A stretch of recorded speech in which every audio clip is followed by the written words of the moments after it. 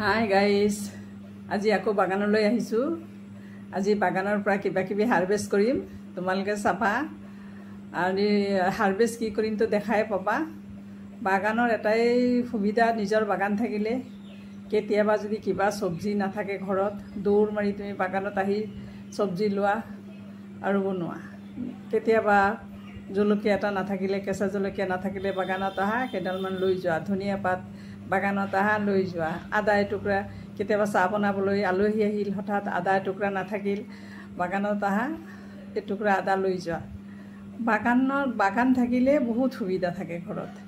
সেইকাৰণে মই ভাবোঁ প্ৰত্যেকেই বাগান কৰা, বা যাৰ জেগা আছে, যাৰ সুবিধা আছে, সৰু সুৰা হ'লেও গছ ৰুব লাগে বা বাগান কৰিব লাগে। নিজৰ বাগানৰ চব্জি খায়ো ভাল লাগে। বাগানত আহি বহুত মনো ভাল লাগে, এক্সাৰচাইজো হয়। আৰু নিজৰ যিবিলাক গছৰ চব্জি, গছৰ ফল, সেইবিলাক বহুত ভাল, তাতে অৰ্গেনিক হয়, এইবিলাক কোনো ভেজাল নাথাকে। গাইজ, তোমালোকে যদি মোৰ ভিডিঅ'টো চাই ভাল লাগে, লাইক কৰিবা, শ্বেয়াৰ কৰিবা, ছাবস্ক্ৰাইব কৰিবা। তোমালোকৰ এটা লাইকে ভিডিঅ' বনাবলৈ মটিভেট হওঁ আৰু ভিডিঅ' বনাই ভাল লাগে।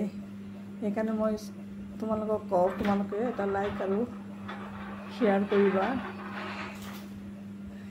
এয়া মোৰ জলকীয়া গছ কেইডাল দেখিছাই, ভাল হৈছে। এইবাৰ বহুত জলকীয়া গছ হৈছে, ইয়াতেও হৈছে আৰু এইটো চাইডৰ বাগানতো হৈছে। আজি ইমানখিনিয়ে চব্জি পাইছোঁ, এইখিনিয়ে লৈছোঁ। আজি ইমানখিনিয়ে মোৰ হৈ যাব আজিৰ কাৰণে। শেষত আকৌ এবাৰ কৈছোঁ, লাইক কৰিবা, শ্বেয়াৰ কৰিবা, ছাবস্ক্ৰাইব কৰিবা। ধন্যবাদ।